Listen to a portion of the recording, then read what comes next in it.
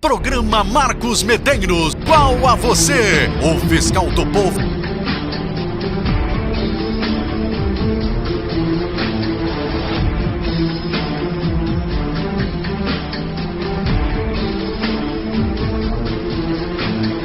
Sempre ao seu lado, na alegria ou na tristeza.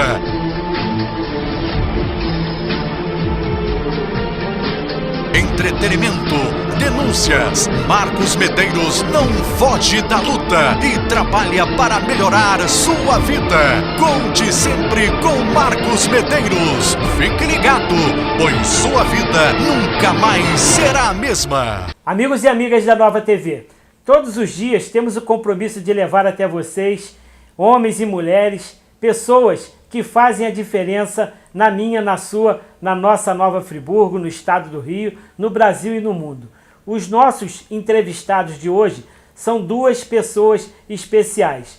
Um casal de jornalistas internacionais que escolheram Nova Friburgo para morar. E junto conosco, além do casal, a gente tem uma participação especial de uma senhora de 91 anos, a Elma, que se sentiu tão à vontade que sentou aqui ao nosso lado para poder dividir a tela e o privilégio de vocês estarem nos assistindo nesse momento. Vamos ouvir... Mãe dela. Sem dúvida, mãe da Daisy. Vamos ouvir a Daisy, o Peter e a Elma. Esse trio que, com certeza, tem muito o que contribuir com a gente. Tudo bem, Daisy? Tudo bem. Boa noite para todo mundo. Ou bom dia, dependendo do horário que estivermos no ar. Ou boa tarde. É tudo alegria. Aqui nós estamos felizes de receber em casa o seu programa. Obrigado. Peter, é um prazer em tê-lo na tela da Nova TV. Eu é que me sinto honrado, porque eu tenho acompanhado a tua televisão. Você me visita em casa pela televisão. Que bom. Eu tenho o grande prazer de te conhecer pessoalmente. A gente se conheceu no domingo passado no abrigo. No abrigo Amor a Jesus. E você é uma pessoa muito carismática.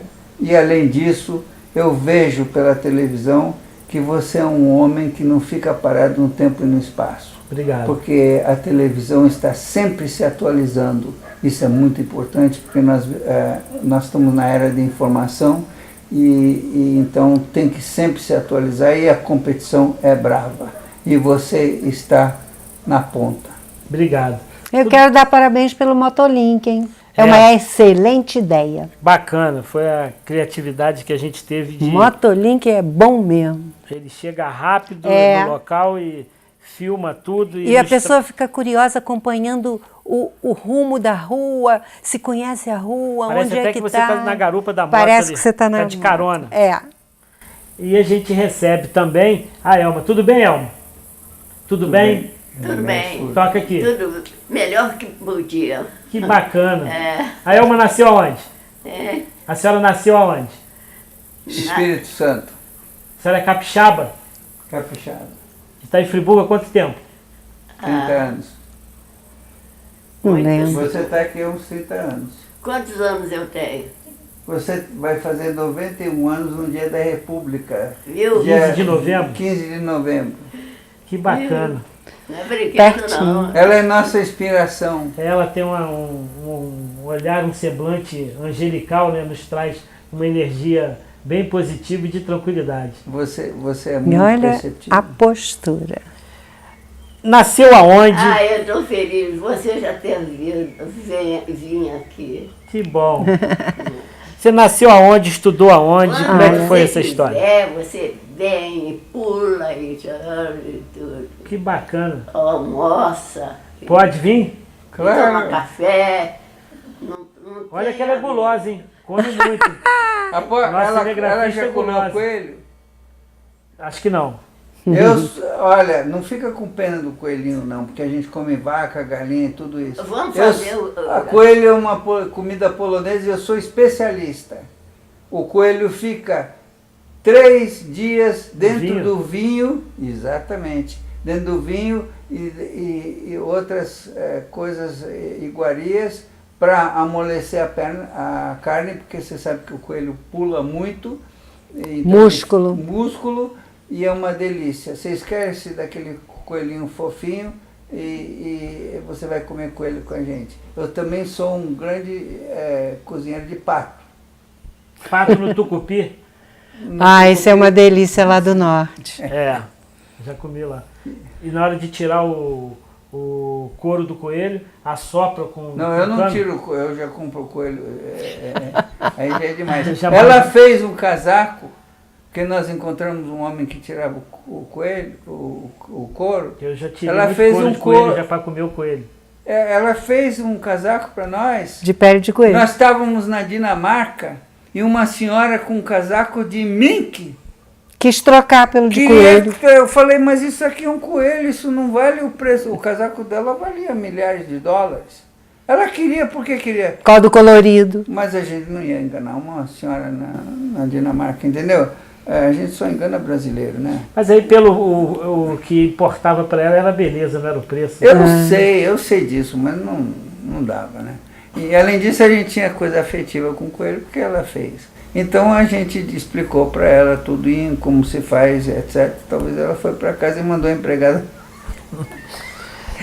Você nasceu aonde? Estudou aonde? Como é que conta um pouco da sua história? Eu nasci no Rio de Janeiro, na cidade de Duque de Caxias. Lá na terra do falecido, que foi meu amigo, Tenório Cavalcante. Tenório, o homem da capa preta. Ele foi amigo do pai dela. Eu fui no enterro dele. O Idéquel, você conhece? E sim, claro. Idéquel foi um prefeito respeitado em Duque de Caxias. Ainda tem família lá. Eu nasci lá, mas vivi pouco tempo lá.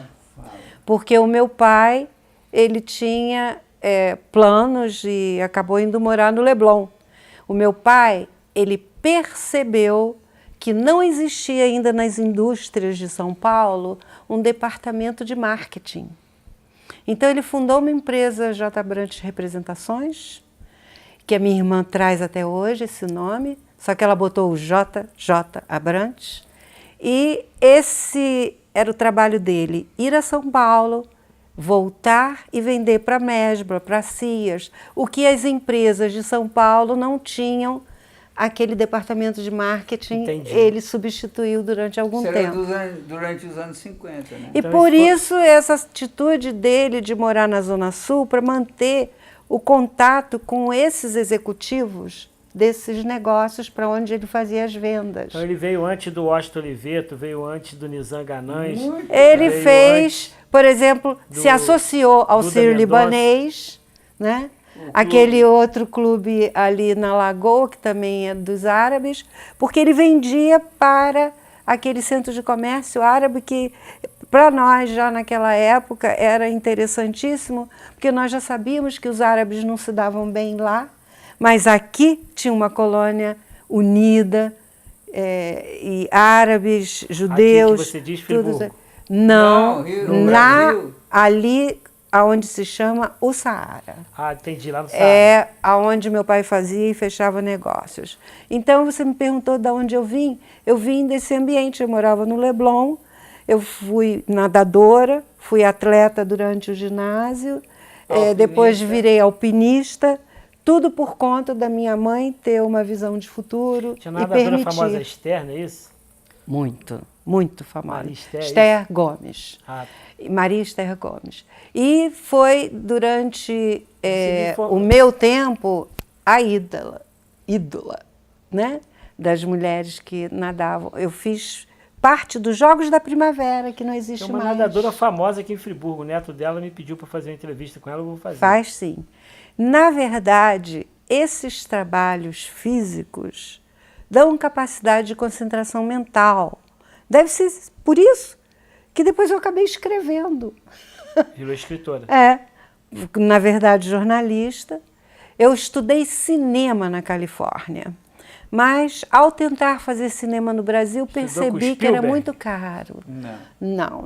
Na época, uma universidade em Los Angeles, chamada Chaffey College, e depois fiz alguns cursos na University of California, USC, South California, E foi interessante alguns estágios, né?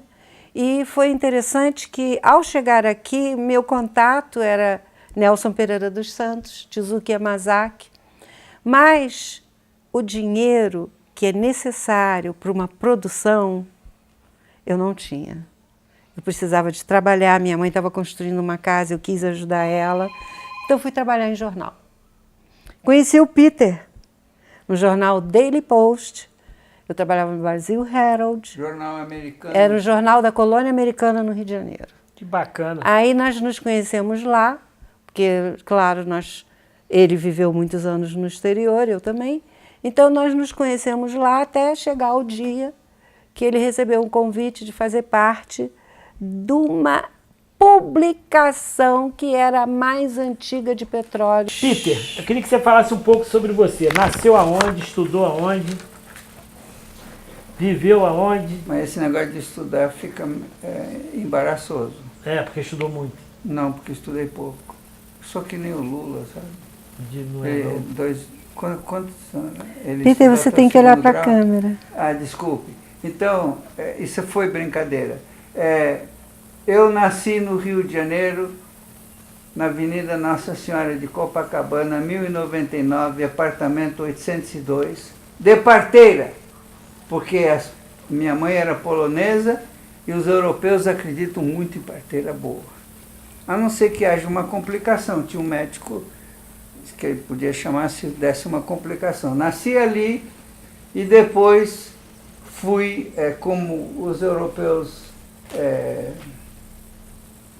sempre acharam que eu era gringo. Porque a minha mãe, ela falava somente 9 línguas. Poxa. Então, era Nações Unidas em casa. A gente falava uma frase numa língua, uma frase na outra, uma frase na outra. Então, os europeus, eles achavam que eu devia estudar na França, que eu devia estudar nos Estados Unidos, etc, etc. Para mim, que sou brasileiro, eu até entendo o pensamento deles, mas eu acho que aqui você pode estudar muito. Porque aqui tem a Universidade da Vida, que é a mais importante de todas. Mais importante de qualquer diploma. Esqueceu você conhece a câmera. Um montão de pessoas com diplomas que você bate aqui e está oco, certo? Certo. Então, é isso aí. Então eu estudei nos Estados Unidos, fiquei 10 anos lá, fiquei 20 anos na Europa, e depois eu voltei para cá, porque estava escrito no destino que eu ia encontrar a Daisy.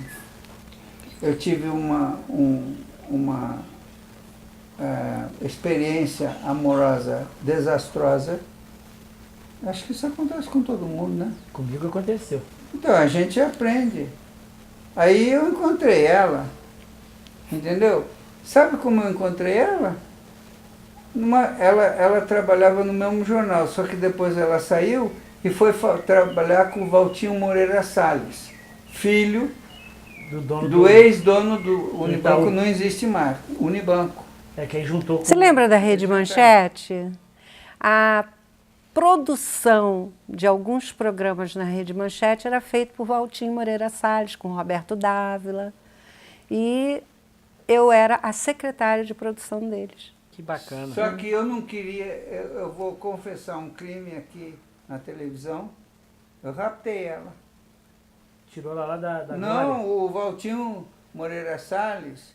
Tentou pegar ele como funcionário para não me perder, mas não deu. Ele fez muitos filmes muito bacanas que foram premiados, inclusive aquele filme sobre o Che Guevara que ele fez. Como se chama aquele filme? Ah, o que ele está de motocicleta indo pela América Latina.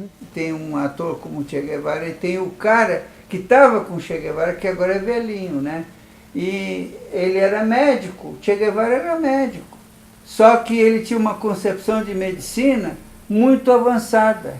Ele disse, se a gente não curar a sociedade doente, eu não sou comunista não, eu sou anticomunista. Porque meus pais fugiram da Polônia por causa dos nazistas e dos comunistas.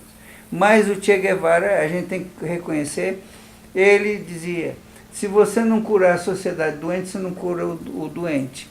O que adianta o cara chegar lá, tá pobre, está desempregado, não tem dinheiro Perde e a o cara saúde. dá uma injeção. Não adianta. Então tem que curar a sociedade doente. Isso vale para todos os países do mundo, eu não estou falando só do Brasil. Ele chegou num lugar onde tinha leprosos nesse filme. Isso é verdade, é tudo baseado na verdade. Então, os leprosos estavam lá morrendo. Tinha um lago separando os leprosos, que nem nos tempos bíblicos. Você se lembra? Lembro. Ele mergulhou no lago e foi lá tratar deles. Quem viu o filme está lembrando. Entendeu? Então, eu raptei a Daisy do Valtinho Moreira Salles e tenho muito orgulho. Valtinho, se um dia você ver esse filme, você me ofereceu um trabalho muito bem pago e eu recusei, porque o amor não tem preço. Bacana. Mas isso foi porque a gente ia fazer isso junto. Como Uma foi essa revista de história? espetáculo. Ele foi convidado para essa revista e como ela tem um caráter técnico e eu era mais afeita por herança genética a gostar do aspecto técnico das coisas, inclusive com 15 anos eu achava um absurdo, meu Deus, tem interesse em trator, tem interesse em máquinas pesadas, isso não é coisa de menina, você está errada, tem algo errado aqui, vou fazer teatro, vou fazer cinema. Tentei tudo, mas no final acabei descrevendo plataformas, descrevendo máquinas pesadas, descrevendo sistemas de conexão de redes de fibra ótica, satélite e energia elétrica, analisando como funcionam essas coisas, porque é isso que eu tenho curiosidade, é pela infraestrutura. Mas em linguagem que todo mundo pode entender. Não é que nem o médico que parece que está falando japonês, entendeu? Diz que o mundo está preocupado agora que os russos estão navegando em cima da cabeação que liga a América Latina, a América do Norte, para a Europa que passa por dentro do mar. Então eles estão preocupados que pode ter algum tipo de sabotagem. Olha, não, e realmente nós descrevemos essa infraestrutura. Está toda no fundo do mar. Não, São dois cabos, né, que se um arrebentar com uma âncora de navio, rapidamente desconecta e conecta o outro. E vai lá e acerta. Né? Não, e os russos estão colocando um terceiro agora. Eles estão na Síria, eles estão no Polo Norte, procurando petróleo. Imagina só, o barril do petróleo desceu 50% no último ano. E depois o Brasil teve a Lava Jato, nós estamos aqui. Eu não estou na Lava Jato. As pessoas confundem, quando você diz que é jornalista de petróleo, eu quero deixar bem claro para os ouvintes, eu não trabalho para a Petrobras. Eu sou um jornalista independente que trabalha para revistas americanas e europeias que cobrem a Petrobras. E mais da parte técnica. Mas além da Petrobras, tem mais... Não, tem muitas 280 empresas aqui. Tem a Statoil, aqui. Que é sueca, tem a Chevron, que é americana. Tem muitas Está todo mundo aqui. Tem muitas empresas brasileiras. Deu um problema numa plataforma dela aqui no Brasil. Né? Deu. Tem empresas brasileiras independentes, entendeu? E também no Golfo do México. Que não aparece na mídia. E olha só, com todo esse problema de Lava Jato, eu quero te dizer uma coisa. Como é o nome dela? Adriana. Hã? Por quê? Eu quero falar o nome dela. Você está interrompendo. Gabriela Carave Canela. Olha só, Gabriela, a corrupção é lá em cima. Com toda essa problemática do Lava Jato, a Petrobras continua batendo recordes no pré-sal. Pré-sal são 2 quilômetros de profundidade. Nenhuma empresa... No total, 7, 8. 2 quilômetros de mar, 2 quilômetros de sal e mais 3 quilômetros de terra. No final são 7, 8 quilômetros. Meu irmão, você não precisa ser um técnico para saber o que o SAF faz com aquelas brocas.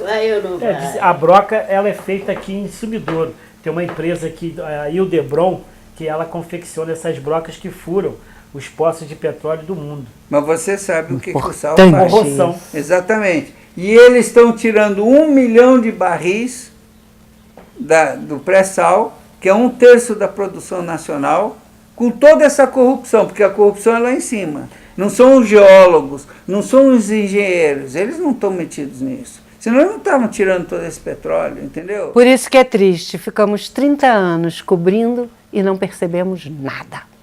Não, a gente não sabia de nada. Porque a gente entrevista técnico, entrevista quem está com a mão na massa. Não, eu já entrevistei uns 5 presidentes. Presidente, mas presidente. Diretores, entrevistei o Gabriel, entrevistei como é que é o nome dele antes do Gabriel, na época do Fernando Henrique?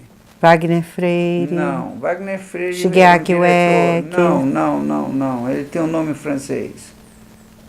Não me lembro. Ele era presidente. A presidenta, a última, Graça Foster. Graça Foster. Todos. Inclusive, eu fiz uma Teve brincadeira. um que morreu agora há poucos dias, não é isso? Teve. Tem. Não sei o que é. Antigo. Arruda, não é isso? Eu não sei. Mas eu. Presidente do PT. Todo mundo morre, sabia? Que coisa, né? As pessoas têm mania de morrer, Que cara. doideira. Eu perdi essa mania, cara. Você não acredita mais na morte? perdi a mania. Você já leu o livro Que Mata a Morte? Não vi, não. Você tem que ler, cara. Você nunca mais vai ter medo da morte. É. Esse é Então, bom. Rastu. Ele era presidente da Petrobras durante Felipe Rastu. do Fernando Henrique Cardoso. Sei. Foi uma das melhores entrevistas. Porque ele conhecia do assunto. E ele não estava envolvido em nenhum lava-jato. Entendeu? Então. Porque tem presidente que não conhece o assunto. Não, você coloca o presidente do Eu banco. entrevistei o Gabriel. O Gabriel, ele é muito sucinto. Não, nas ele foi um professor, ele sabe falar. Muito bom, ele é muito bom. Eu tive uma experiência estranha com o Gabriele. Ele ainda não era presidente. Você vai falar em público? Ué, o que tem? Ué, e se eu ficar envergonhado? Ele ainda não era Você presidente. não namorou ele, não, né? Peter, eu não estou gostando disso. Desculpa. Ele ainda não era presidente. Aí eu perguntei para ele se não existia a possibilidade de o preço ou problemas na Arábia Saudita afetarem o preço do petróleo no país ou criarem algum problema por nossos projetos. Aí ele falou, não, a Petrobras está totalmente imune. Isso foi antes dos escândalos. Entendi. Muito antes. Logo depois aconteceu exatamente isso. O preço do petróleo baixou, dificultou para a Petrobras, dificultou para ele, e ele assumiu como presidente na hora H. Ele era CFO, que em inglês são... Ele era da finanças. Ele era o diretor de finanças. Deixa eu fazer uma pergunta para vocês. Aqui do lado está Macaé. Uma Sim. das maiores reservas do mundo de petróleo. É. O limite Friburgo-Macaé é um limite dado pelo homem, não pela natureza, pelas leis físicas. Certo. Se tem petróleo em Macaé, Se a pode gente ter devia petróleo receber aqui na royalty, região, pode ter petróleo na região, ali pro lado de Lumiar, aquela região ali mais próxima, se você aprofundar, porque eu tive conversando com o pessoal da cimenteira, ele disse o seguinte, que um veio do calcário ele aflora em Cantagalo. Aí ele passa por debaixo de Friburgo, passa por debaixo de Cachoeira de Macacu, por debaixo de Itaboraí, de São Gonçalo, chega lá em Niterói, ele aflora também. Então é como se fosse um U. E então aqui em Friburgo, embaixo aqui, tem calcário. Só que para você explorar esse calcário até você chegar lá, que é o caso do pré-sal, você vai gastar um recurso muito grande. Será que essa questão há possibilidade? Ou Olha, de a geologia é um estudo surpreendente. Faz a gente perceber que a Terra está em movimentação o tempo todo. E o petróleo é justamente o que ficou no fundo e que era vivo ou que era orgânico e que se, sob pressão, transformou no que é petróleo, que afinal de contas, tirar é prejudicial ao meio ambiente, mas, no entanto, 3.000 produtos básicos, minha gente, são feitos com o uso do petróleo. Na torre de destilação. Tudo que tem aqui colorido foi colorido com química de petróleo. Tudo que foi feito plástico, o verniz, em tudo tem petróleo. São 3.000 produtos básicos, fora os que são inventados a partir daí. Então, é possível... Eu já botei a mão no petróleo. É possível que sejamos dependentes de uma coisa que faz mal ao planeta e que precisemos urgentemente substituir. Eu acredito nisso. E vai ser legal porque vai criar um monte de mão de obra nova, de novas tecnologias e de coisas. Eu acredito que isso vai ser um fator de desenvolvimento muito grande, descobrir como substituir, entendeu? Você fez um programa excelente sobre meio ambiente e energia elétrica. A energia limpa, né? Energia limpa. Agora a limpa. Toyota só vai produzir carros com energia solar, energia elétrica e energia Toyota, hidrogênio. Nissan. Eu gostaria de explicar uma coisa, porque as pessoas que estão nos ouvindo talvez não entendam. Eu quero falar em português castiço. Elma, para. Elma. Não, Peter, não interrompa. Eu queria falar uma coisa em português castiço. Os Estados Unidos, depois da Inglaterra, foram os donos da cocada preta. Todo mundo entende essa expressão. A Arábia Saudita, que é o maior produtor de petróleo do mundo, sempre dizia, sim senhor, para os Estados Unidos. E o que aconteceu? De repente... Os Estados Unidos começaram a produzir petróleo do xisto. Que é o mais poluente de todos. Porque os americanos são os maiores importadores de petróleo do mundo. Eles não assinaram o Tratado de Kyoto. Não assinaram, isso é outra história. Mas eles começaram a explorar o xisto, que é outra forma contamina lençol freático. Não, aquilo é um horror. Muito Mas nós pior. Não estamos falando disso. Eu estou tentando explicar por que a gente chegou a hoje. Então, a Arábia Saudita, que era o sim senhor dos Estados Unidos, mas que não é boba, ficou assustada porque, de repente, os americanos, que sempre foram importadores, começaram a ser exportadores, que começaram a produzir demais, volume, etc.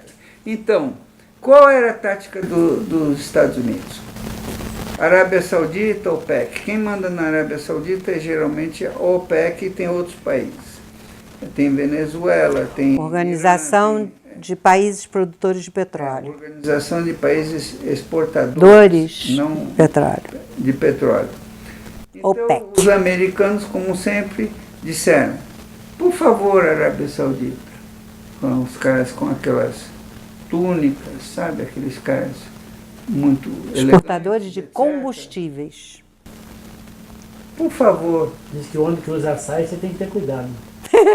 Não, porque eu tive muitos amigos padres que não eram pedófilos.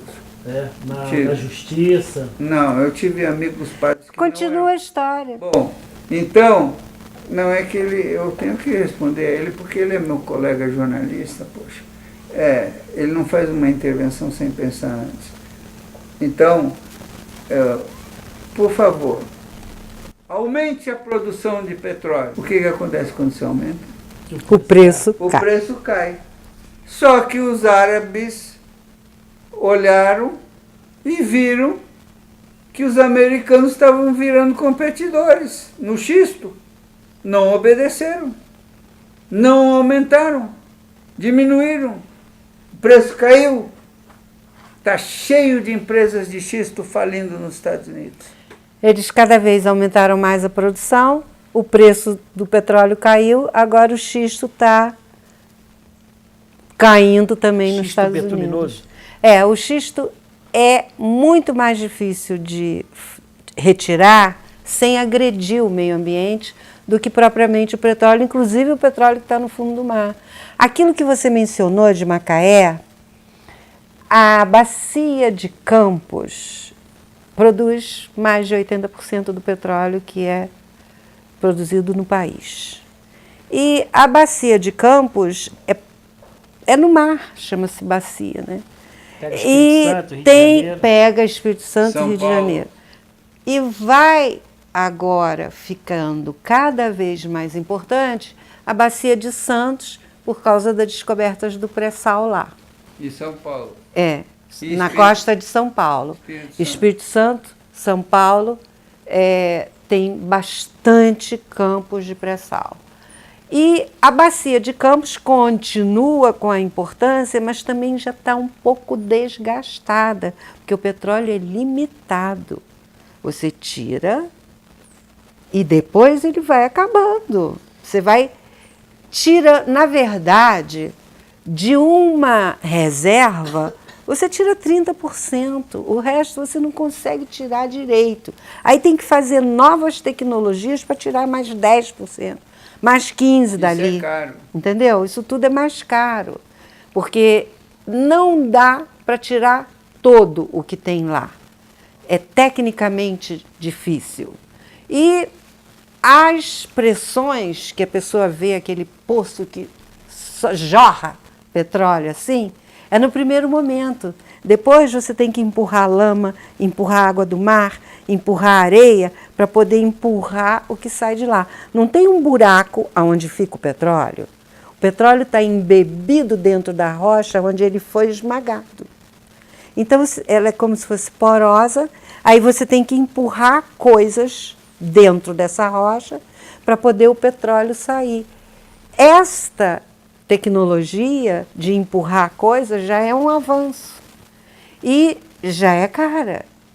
E isso fez a bacia de Campos, a grande bacia de Campos, né, trazer aquela riqueza para Macaé. Mas, infelizmente, tem havido muita demissão por causa da queda do preço do petróleo. Não. Vamos ser honestos. A Prefeitura de Macaé utilizou todos aqueles royalties, muito pouco dinheiro para... Essa é uma história que a gente conhece muito Tem bem. 17 mil funcionários agregados lá, tinha o River. Aí entrou o Aloysio e mandou todo mundo embora. Exato. 17 eu vou mil. entrevistar você, porque ele sabe... Não, eu não estou sendo irônico, não. Ele é muito Mas bem tá informado. certo, foi essa informação. Cada que vez você eu falou. fico mais impressionado com você. Obrigado. Não. E a recíproca é verdadeira. Não, porque, A nossa convidada, ó, ela Não, pode tudo. porque veja só, Macaé devia ser uma cidade riquíssima, Sem dúvida. mas não é, está Tem cheio de favela. pobreza, cheio de favela, cheio de miséria. Violência. Porque corrupção, a gente não está falando nada de novo, Não. entendeu? A prefeitura não utilizou os royalties da maneira correta para investir em educação, em saúde, todas as coisas que você mostra na tua televisão, entendeu? Infelizmente, isso não é particularidade do brasileiro. Eu quero te dizer uma coisa, eu entrevistei um executivo japonês, do Japão mesmo, só que ele viveu aqui muitos anos, presidente de uma firma, e falava português muito bem, com sotaque. Quando acabou a entrevista, ele tomou um cafezinho comigo, e você, como jornalista, sabe muito bem que depois do cafezinho que você escuta... Entende a história. Exatamente. Então ele falou para mim, olha, existe um mito no Brasil, que o japonês é honesto, Você está que não tem... gritando. Desculpe, Fica à vontade. Não, que o japonês é honesto, que não tem corrupção no Japão, que o cara comete harakiri, quer dizer, ele enfia uma espada aqui quando ele é descoberto, ou então ele faz todas aquelas, se humilha e pede desculpa. Geralmente os ministros Ele são falou, isso é descartados. tudo né? mito. No Japão tem muita corrupção. Aí o cara falou, você não está gravando, tá? Eu falei, nesse gravador não, mas nesse eu estou. Eu não estava, não, eu não faço isso. Entendeu? Eu não faço isso. Na cidade teve um garoto aí que ele fez isso, ele foi parar lá em Brasília, está com mandato lá em Brasília. Não, eu não faço isso. Eu também acho que isso não é papel de homem. Não, isso não é papel ético. Então, ele disse para mim, sabe qual a diferença? Eu falei, então o Japão é igual ao Brasil? Ele falou, não, tem uma diferença muito grande. Se chama impunidade. Lá não tem impunidade. O cara é pego. O ministro cai. Vai analisar quantas pessoas tem presas no Brasil. A percentagem, a maioria é negro e pobre. Agora, esse juiz Moro, que é um herói brasileiro, para quem não sabe, juiz Sérgio Moro, que colocou na prisão o ex-chefe da Casa Civil, Dirceu, que colocou na prisão não sei quantos ex-diretores da Petrobras. Paulo Roberto 8. Costa, Todos 8. aquele Youssef, aquele que tem os olhos bonitos. o Marcelo Odebrecht. Marcelo Odebrecht nem é da Petrobras. Ele é dono. Zelada. Imagina, nós estamos passando por um momento histórico, onde gente poderosa e rico vai para a prisão. E imagina esse Sérgio Moro.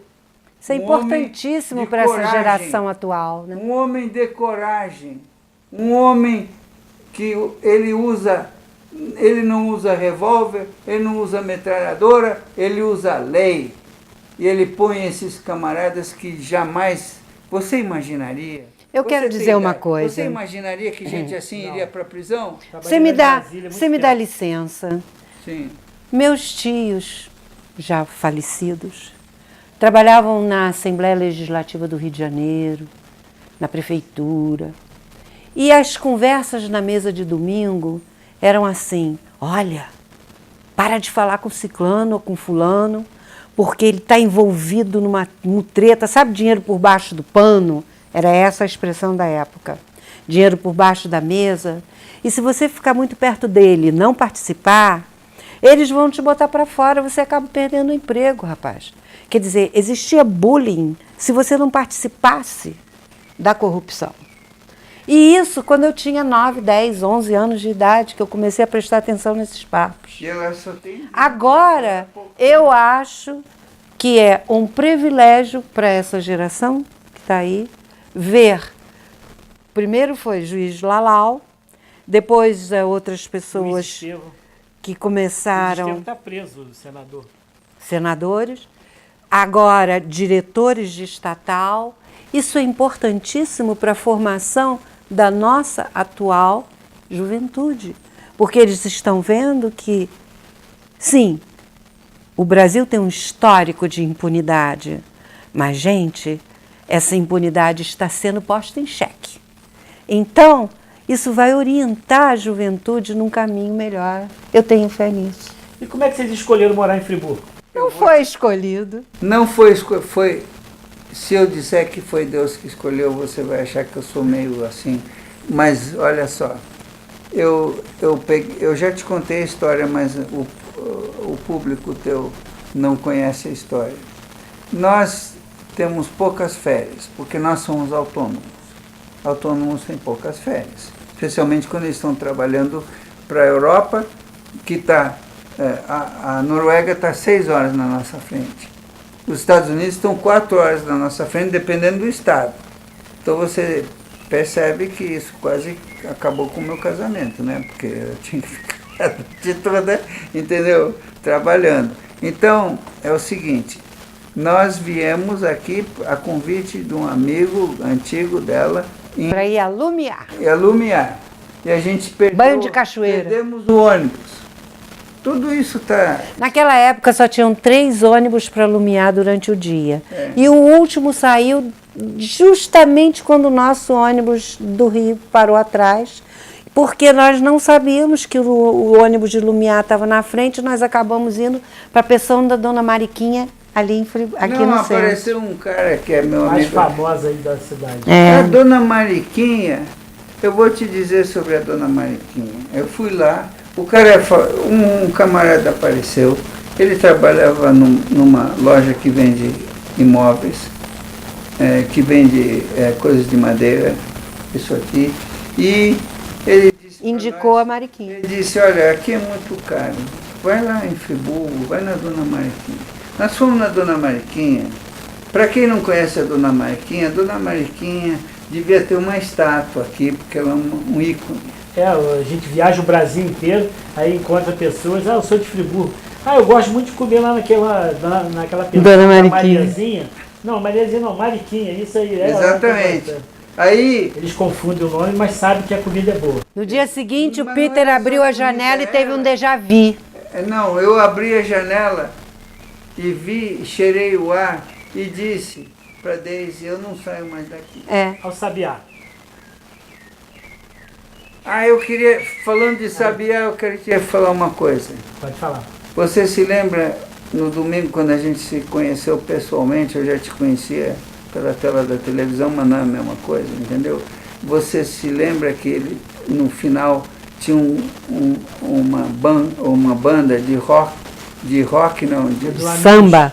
Amigos da música. De raiz, samba de raiz. Tava o Benito, lindo. do Benito de Paula. O filho da Maria Cícero. Amélia, que é diretora. Cícero, exatamente.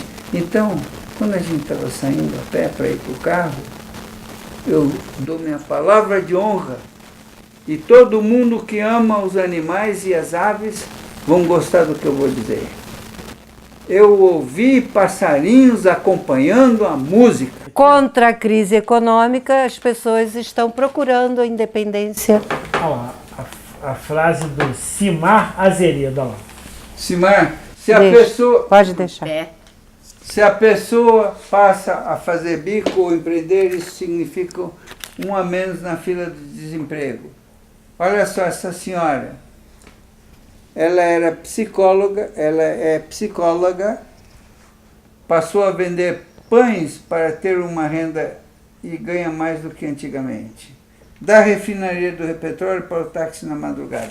Quer dizer, por mais a gente conhece todos os problemas, você conhece melhor do que eu, que você lida com isso todo dia. Por mais que haja problema, a gente sempre... Você sabe aquele ditado japonês? Como é que é o ditado japonês? Crise. É sinônimo de oportunidade. Crise Eu acho que é chinês, não é japonês. Não importa. Crise é sinônimo de oportunidade. Sem entendeu? Em vez de ficar chorando, parte para o trabalho. Vamos partir e não vamos sempre pedir para a prefeitura resolver. Vamos chamar para um mutirão. Olha, o cara está ali sem casa desde 2011, vamos fazer um mutirão. Foi feito. Uma igreja fez aqui em Friburgo. Eu sei, uma igreja fez. Mas eu lá no Amparo. Eu estou falando agora do nosso irmão. Testemunhas de Jeová. Exatamente. Incrível, né? Incrível. Então, não pode ter preconceito contra nenhuma religião, porque a gente nunca sabe de onde vem. Não foram os católicos, não foram os espíritas, não foram testemunhas de Jeová. Então, o que eu quero dizer, você chega lá na casa que faz cimento, não sei o quê, você dá tanto cimento, tantas areia, não sei o quê, para fazer uma casinha aqui, a gente coloca o teu anúncio, entendeu? Mas o povo faz. Não vamos ficar pedindo sempre a prefeitura. O que você acha? É isso, cada um... o Getúlio Vargas disse, o Brasil espera que cada um cumpra o seu dever. Isso, bem falado. Ela conhece várias coisas em que o Brasil... o Brasil não, Nova Friburgo é campeão. Fala. Não, de cor não. Você sabe. Vamos nos despedir, interromper. Depois. Tá eu bom. tenho listado, eu não tenho de memória. Tá bom. Nova TV, a nossa força, a nossa voz. Obrigado, Peter. Obrigado a você, obrigado. Foi uma honra. Obrigado. A lente da verdade. Programa Marcos Medeiros. Qual a você? O fiscal do povo.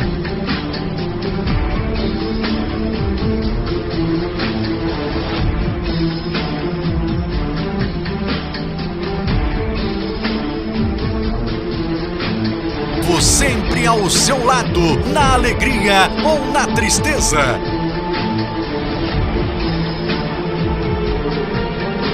Entretenimento, denúncias. Marcos Medeiros não foge da luta e trabalha para melhorar sua vida. Conte sempre com Marcos Medeiros. Fique ligado, pois sua vida nunca mais será a mesma.